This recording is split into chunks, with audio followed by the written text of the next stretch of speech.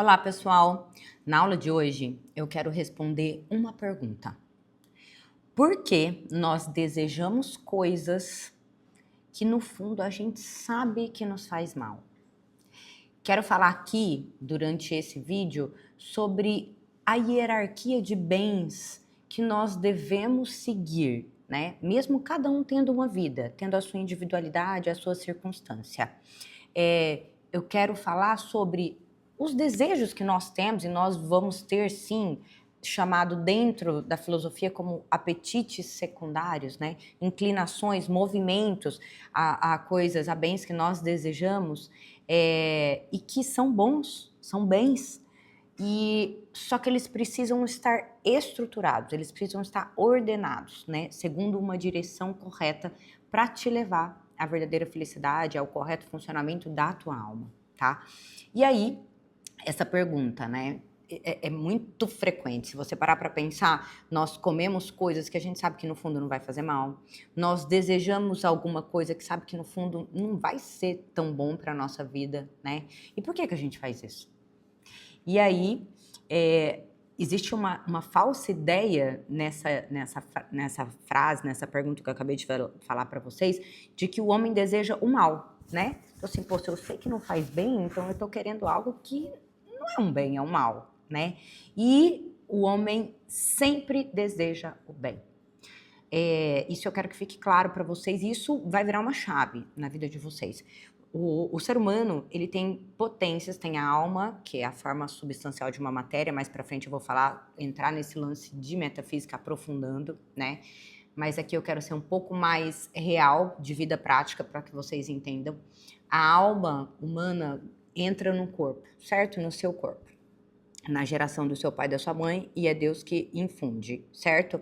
Então, essa alma humana, ela possui potências. Potências são possibilidades, capacidades que nós temos.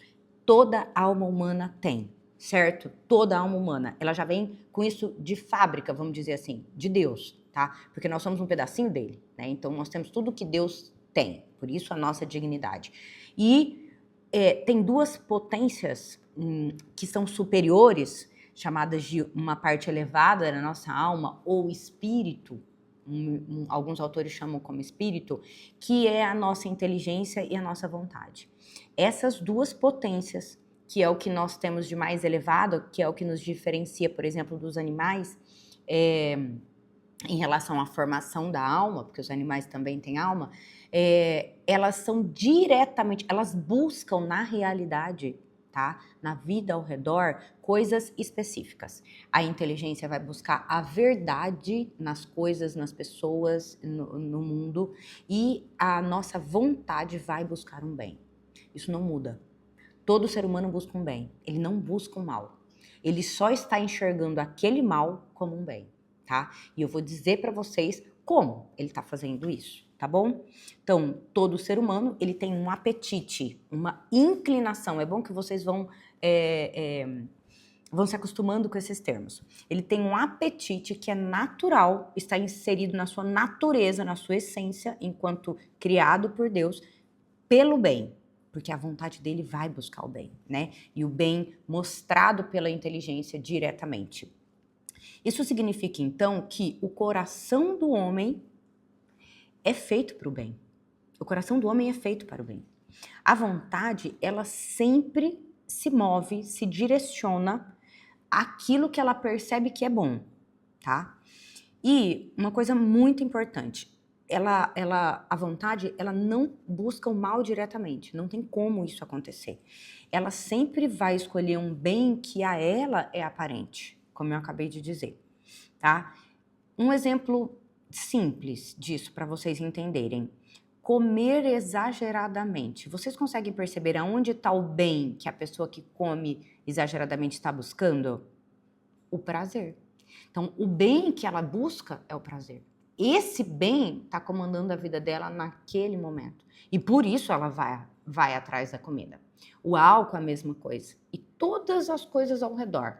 Se vocês começarem a pensar assim, bom, o que eu faço que eu não quero fazer? Que eu gostaria de não fazer porque eu acho que aquilo é mal, mas eu continuo fazendo. Se eu sei que eu sempre busco o bem, por que eu tô enxergando aquilo como bem? Começa a se questionar em relação a isso. Que bem que eu tô vendo dentro daquela situação que eu preciso atinar, eu preciso descobrir, eu preciso desvendar, para que eu passe a não querer esse tipo de bem, não nessa ordem que eu tô dando para ele. Aqui, em relação, por exemplo, à comida, ao comer compulsoriamente, né? Ou compulsivamente, certo? E, por exemplo, a procrastinação, a preguiça, o jogar para depois, né?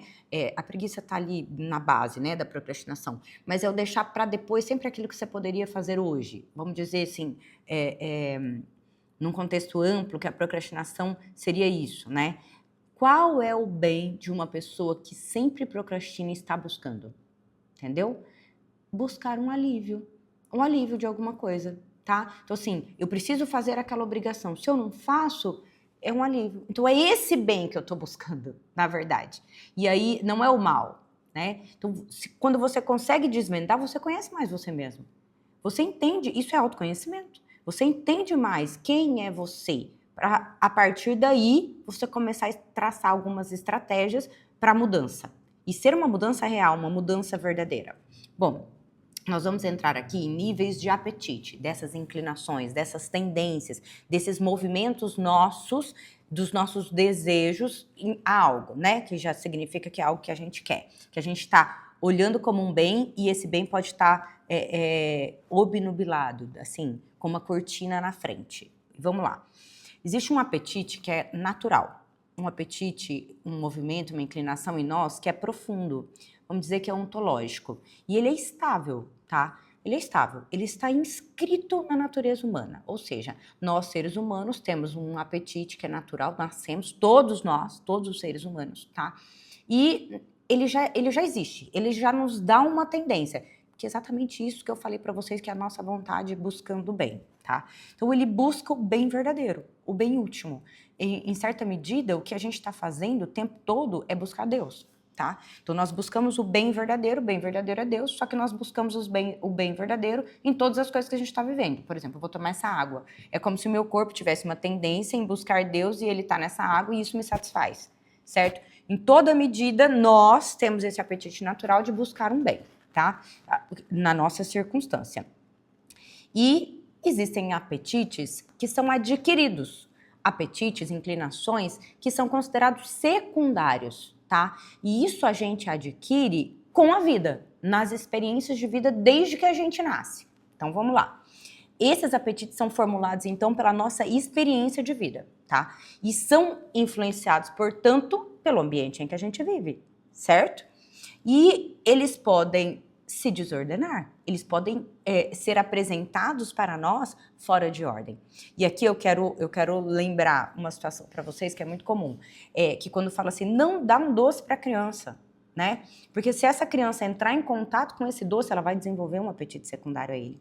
Ela vai desenvolver um movimento, uma tendência, porque aquilo vai gerar um prazer nela, né? Na alma da criança. E ela vai desenvolver uma tendência de buscar aquele doce. Então, tudo que for oferecido, que estiver na sua experiência de vida, que teve na sua experiência desde a infância, vai gerar em vocês um apetite secundário, aquilo, uma tendência a buscar. Se for prazeroso, bom, útil, funcional, gera para buscar. Se for perigoso, ruim, alguma coisa que gerou um juízo ruim, um trauma, você tende a se afastar, certo? Quero que vocês entendam que existe o apetite natural e esses apetites secundários, né, que vêm com a experiência de vida.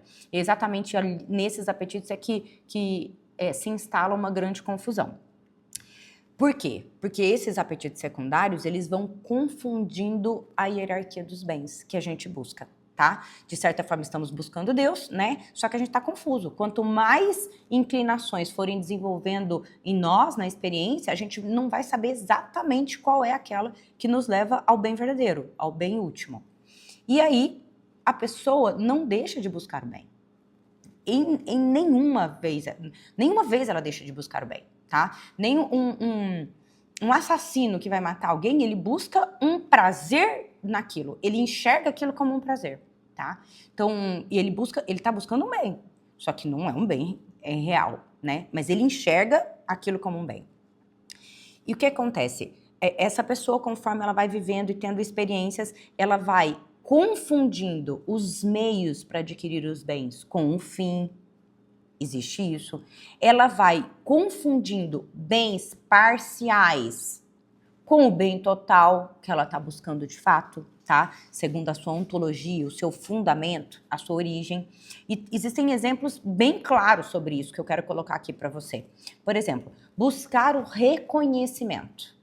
O reconhecimento, o poder, o status, a fama, tá? Isso aí substitui o valor interior, o valor da pessoa, da essência. Vem só, é um bem? É um bem, mas ele pode estar desordenado, né? Ou ele pode não estar orientado para um fim correto, né? O bem pode estar voltado, você buscar reconhecimento para si próprio, né? E não para direcionamento do bem verdadeiro. A busca do prazer, por exemplo, da comida, do álcool, e de compras, de várias outras coisas, sexo, né? O vício da luxúria, o que você está fazendo? Você está substituindo a paz, né? Então você está, ao invés de buscar a paz, você busca esse prazer como se ele fosse gerar isso em você, como se ele fosse trazer isso em você. E em certa medida ele traz, mas não é a verdadeira. É falsa, é parcial, é transitória, e aí você continua buscando. É o que gera o vício em si, né? Quando aquele hábito já se estabilizou e gerou o vício, né? Porque você continua buscando, porque você de fato não conseguiu absolutamente se completar, né? Com o bem verdadeiro que você está buscando. Existe, por exemplo, a busca de controle. O que você está tentando substituir ali? A confiança, né? Você está tentando substituir a confiança, buscando o controle com todas as coisas, com a sua vida, com as coisas que acontecem ao seu redor. Então vamos lá. O homem não erra porque ele está buscando o mal. Não é isso, tá? Ele erra porque ele está absolutizando bens que não são verdadeiros, tá? Bens que são menores, vamos dizer assim. E aí, vamos falar um pouquinho da relação entre o papel do nosso corpo com a atração que ele tem pelos bens sensíveis, pelo mundo, pela realidade. E o nosso corpo é importante, é claro que é, né? Porque de que forma Deus poderia criar alguém que unisse todo o mundo criado por ele, animais, vegetais, minerais, com o céu de volta para ele? Como ele poderia unir tudo isso? Ele precisava criar algo, né, que tivesse contato com essas coisas do mundo, para que dentro dessa pessoa, pela inteligência, conseguisse unir a ele novamente pelo espírito, tá? Então, o sentido, muito resumidamente, é isso. Então, sim, nós temos um corpo, porque nós precisamos ter acesso a essas coisas do mundo, tá? Então, nós temos uma carne, nós precisamos cuidar dessa carne. Essa carne, ela também é um instrumento, ela também é um meio, ela não pode ser absolutizada, tá? Ela também é um meio, nós somos encarnados, então isso é importante que tenhamos um corpo. Então, nós somos naturalmente, por sermos carne, presos à terra, atraídos por aquilo que é agradável, por aquilo que é prazeroso, por aquilo que é imediato, sensível. Seremos sempre atraídos por isso, tá? E isso não é um erro, é próprio da nossa condição humana. Mas o problema, ele vai acontecer, ele vai chegar quando? Quando essa sensibilidade, essa atração com o mundo da Terra, tá? Com o mundo aqui embaixo, vamos dizer assim, ela passa a ser maior do que a racionalidade, que é aquela partezinha da inteligência que está em contato com o nosso espírito. Quando toda essa sensibilidade passa a ficar num monte desse tamanho e a parte da racionalidade tá errado, a gente está na ordem invertida, tá? E aí, o que acontece? O imediato, o sensível, vai sufocando a eternidade. Não consegue tudo isso passar para a eternidade. O peso tá errado, tá? Disso tudo. E isso gera uma desordem interior humana e muitas doenças advêm disso daí, inclusive. E as alterações da alma, elas podem influenciar, se somatizar, vamos dizer assim. Então, podem influenciar no corpo e jogar manifestações no teu organismo, inclusive. Então, Quando esses apetites secundários, essas atrações que nós temos pelo mundo, eles se desorganizam e ampliam e aumentam em intensidade, o inferior começa a comandar o superior, como eu disse para vocês. E o prazer, ele começa a mandar na razão. Ao invés de ser submetido a ela, ele começa a controlar a razão, tá? E aí o impulso da vivência, das reações, dos seus movimentos, dos seus desejos, ele também tem um controle absoluto sobre a sua vontade. Você começa a fazer o que de fato você não quer, o que de fato a sua tendência natural pede para você fazer, tá? E isso vai gerar um problema, uma doença dentro de você. A pessoa humana, falando aqui, ela perde a sua unidade interior, aquela maneira de funcionar que ela foi feita e aquela estrutura. E se ela perder essa unidade, ela fica fragmentada, separada, ela não vai funcionar direito, né? Ela vai estar doente, porque ela não vai estar na sua unidade, certo? E aí, a desordem na vida desse ser humano, então, quando essa desordem de perda de unidade interior acontece, exatamente quando essa parte inferior, que deveria ser submetida à sua razão e à sua vontade forte, que busca o bem absoluto, começa a comandar. Começa a comandar e abafar aquilo que a gente tem de mais precioso, tá?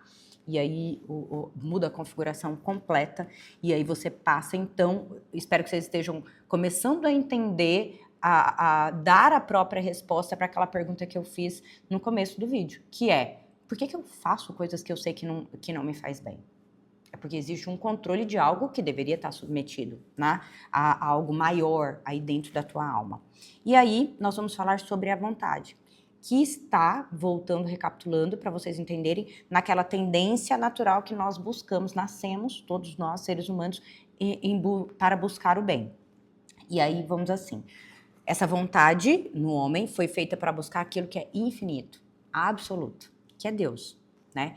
E a pessoa humana, ela vai continuar com essa força.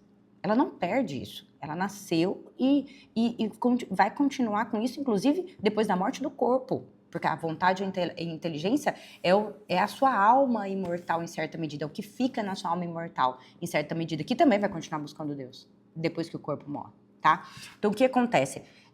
Ela ainda está buscando o infinito. Só que essa força que a vontade tem para buscar Deus, que jamais morre, a não ser quando nos unimos a Ele, depois da morte do corpo físico, ela começa a ser aplicada às coisas dessa terra, desse mundo, como se fosse o bem absoluto.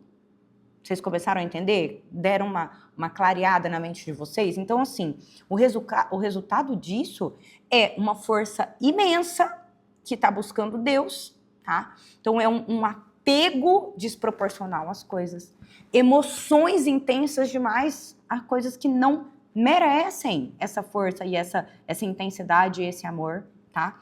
E uma insatisfação constante, porque você joga uma grande força em algo que não sustenta, não encaixa, sobra, tá?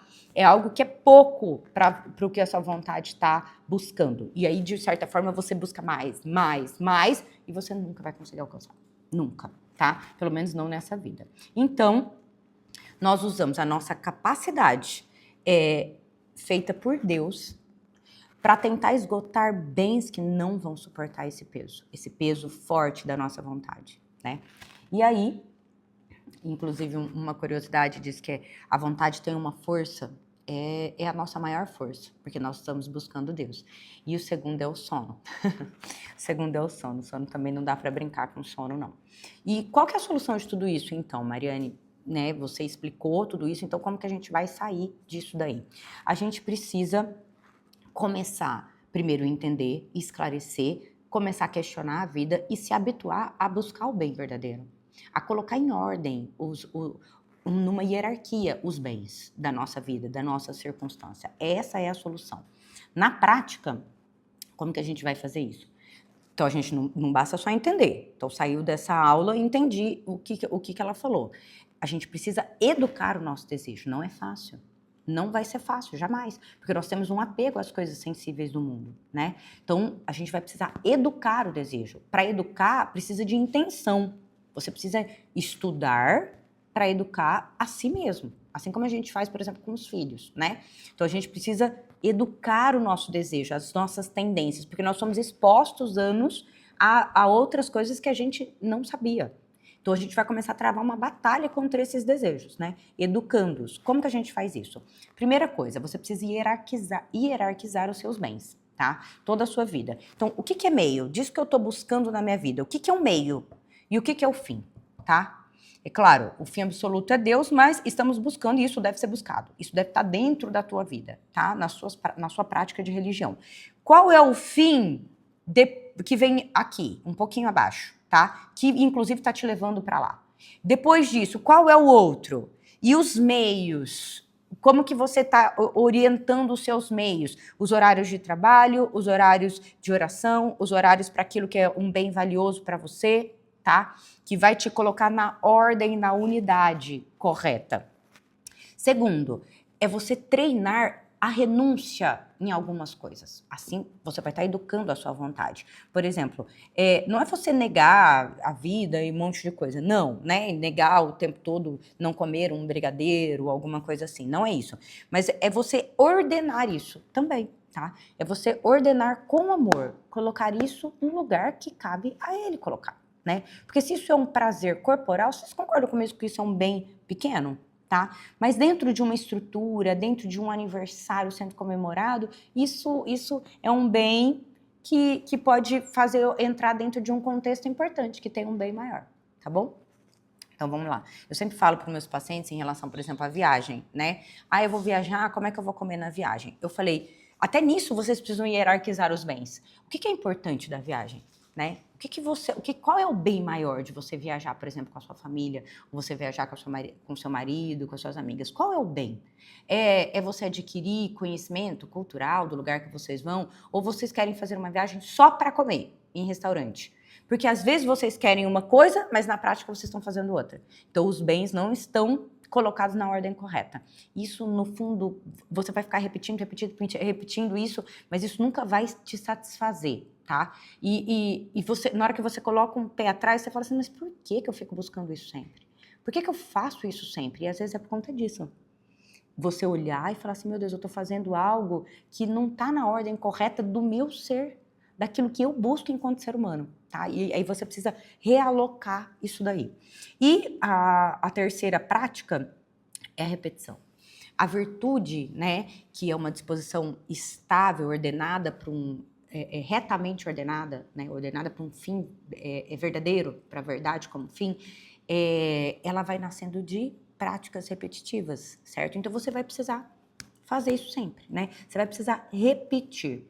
O bem, ele precisa virar um hábito na sua vida, né? Falar coisas boas, fazer coisas boas, hierarquizar o bem maior, o bem menor, o outro bem. Eles precisam achar o seu lugar e você repetir isso, até que isso não cause mais esforço, tá?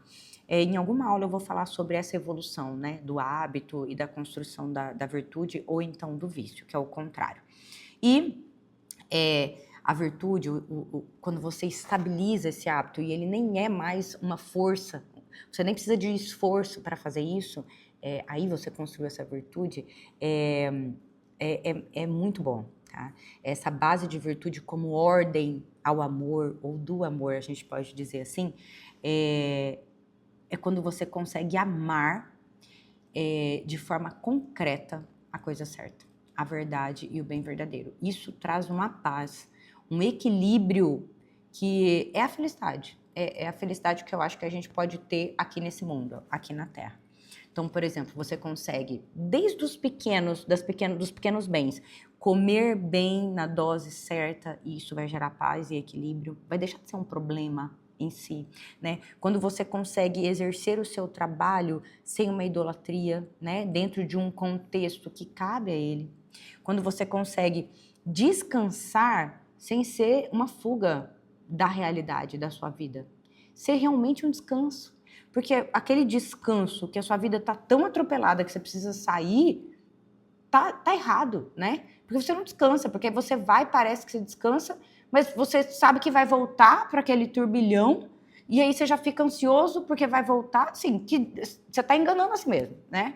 Então, não é isso, você precisa rever isso. Normalizar aqui para que quando você sai e descansa, realmente seja prazeroso, seja algo que te descanse de fato, que recarregue as suas energias, né? Para que você volte para sua rotina, que é muito prazerosa e que está na ordem certa. Então, para a gente finalizar esse vídeo, o problema não é desejar demais. A gente pode concluir com isso, né? Não é você desejar um monte de coisa. Não, não é aí. O problema está em você desejar mal aquilo que foi feito para ser amado na medida certa.